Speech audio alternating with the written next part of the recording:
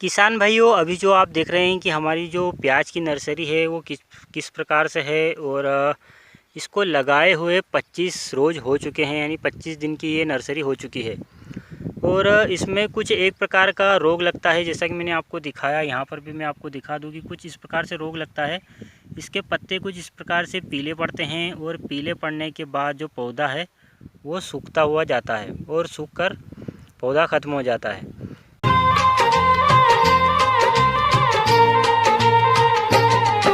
किसान भाइयों नमस्कार, मैं हूं आपका दोस्त राकेश कुशवाहा। आप देख रहे हैं एग्रीकल्चर स्टार यूट्यूब चैनल। और कुछ दिन पहले मैंने आपको एक प्याज की नर्सरी कैसे लगाना है इसके बारे में भी वीडियो दिया था, और आज हम फिर से प्याज की नर्सरी के बारे में ही बात करेंगे। तो जैसा कि आप लोग देख रहे हैं कि हमारी जो प्याज की नर्सरी है करीब 25 दिन की हो चुकी है, और इसमें अभी एक रोग लगा था जिसमें कि हमें काफ़ी परेशानी आई और काफ़ी मुश्किल से हमने उस रोग को कंट्रोल किया है। तो उस रोग को आप उकठा रोग भी कह सकते हैं या फिर जड़ गलन रोग भी कह सकते हैं, जिसमें कि पौधे ऊपर से पीले पड़ते हैं, पौधों की पत्तियां ऊपर से पीली पड़ती हैं, और पीले पड़ने के बाद जो पौधा है वो पूरी तरह से सूख कर मर जाता है। तो हमारी प्याज की नर्सरी में भी ये रोग लगा था, और इसको हमने दूर करने के लिए कुछ फंगिसाइड का उपयोग किया था। तो जिसके बारे में मैं आपको जानकारी दूंगा कि अगर आपकी प्याज की नर्सरी में भी कुछ इस प्रकार का रोग लगता है तो आप उसको कैसे दूर कर सकते हैं। और उसी के साथ साथ हम बात करेंगे कि प्याज की नर्सरी लगाते समय जैसे कि हमने इसमें सिंगल सुपर फास्फेट और उसी के साथ साथ NPK 12-32-16 का छिड़काव करके प्याज के बीज डालकर नर्सरी लगा दी थी।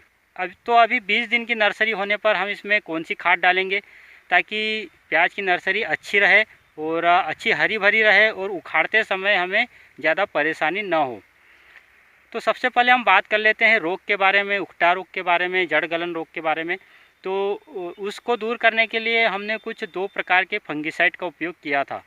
सबसे पहला तो सिस्टमेटिक फंगिसाइड और दूसरा कि कॉन्टैक्ट फंगिसाइड। तो इसके उपयोग से जो इस जड़ गलन की समस्या आती है वो दूर हो जाती है। तो जिसमें कि हमने मेनकोजेब का उपयोग किया था और उसी के साथ साथ मेटालेक्सिल का उपयोग किया था। तो अगर आप इन दोनों का कॉम्बिनेशन यूज़ करते हैं तो आपको रिडोमिल के नाम से मिल जाता है, सिजेंटा कंपनी का रिडोमिल। तो जिसमें कि मेनकोजेब प्लस मेटालिक्सिल आता है, और उसकी अगर आप अच्छे से ड्रिंचिंग कर देते हैं, आपको एक पंप में 1 पाउच लेना है, पाउच में मिलता है वो, और उसको आप पंप में पाउच के रूप में डाल सकते हैं, और एक पंप में 1 पाउच डाल लें। और उसी के साथ साथ उसमें आपको 19-19 फर्टिलाइज़र भी लेना है, जो कि वाटर सॉल्युबल खाद आता है 19-19, उसको भी लेना है। और नर्सरी की अच्छे से धीमी गति से स्प्रे करना है, और स्प्रे इस तरीके से करना है कि बहुत धीरे धीरे स्प्रे करना है ताकि जो दवाई है वो पौधे से होते हुए जड़ तक चली जाए। तो जड़ तक जाने के बाद क्या होगा कि जो दवाई है वो जड़ में जाएगी और जो रोग होगा उसको दूर करेगी। तो आप इस प्रकार से रिडोमिल का उपयोग करके प्याज की नर्सरी को इस रोग से बचा सकते हैं। उसी के साथ साथ आप अगर रिडोमिल नहीं लेना चाहते तो आप मेटालिक्सिल ले सकते हैं, सिंपल मेटालिक्सिल, जिसको कि आप देख सकते हैं कि ये जो मेटालिक्सिल है इसको उपयोग कर सकते हैं। इस पर मेटालिक्सिल 35% है। उसी के साथ साथ आप उपयोग कर सकते हैं स्टेप्ट्रोसाइक्लिन क्रोसिन एजी। तो आप क्रोसिन एजी स्टेप्ट्रोसाइक्लिन का उपयोग कर सकते हैं। उसी के साथ साथ मेटालिक्सिल 35% का उपयोग भी कर सकते हैं। अब इसकी मात्रा कितनी लेनी है, तो मेटालिक्सिल 35% 50 ग्राम लेना है। उसी के साथ साथ जो क्रोसिन एजी है जिसमें कि स्टेप्ट्रोसाइक्लिन है, इस पाउच के आपको 2 पंप बनाना है। तो आपको इन दोनों दवाइयों को पंप में डाल लेना है। उसके बाद धीमी गति से ड्रिंचिंग कर देनी है, जिससे कि जो ये जड़ गलन की समस्या है वो काफ़ी अच्छे से दूर हो जाएगी। और अब बात कर लेते हैं खाद की कि आपको खाद में क्या उपयोग करना है। किसान भाइयों, हम यूज़ करेंगे यूरिया यानी नाइट्रोजन का उपयोग करेंगे नर्सरी में डालने के लिए, ताकि यूरिया जब भी नर्सरी में डालें तो नर्सरी अच्छे से हरी भरी रहे और उसमें जो पीलापन आता है वो समस्या थोड़ी दूर हो जाए। दूसरा, हम इसमें लेंगे कोई भी जाइम खाद, जैसा कि समुद्री शैवाल की खाद हो गई, या फिर जो इफ़को की सागरिका आती है, या फिर बायोविटा के नाम से आती है, या फिर बायोजाइम के नाम से आती है। तो इस प्रकार की आप कोई भी खाद ले लें। तो इसके उपयोग से क्या होगा कि जो इसकी जड़ है वो काफ़ी अच्छे से रहेगी।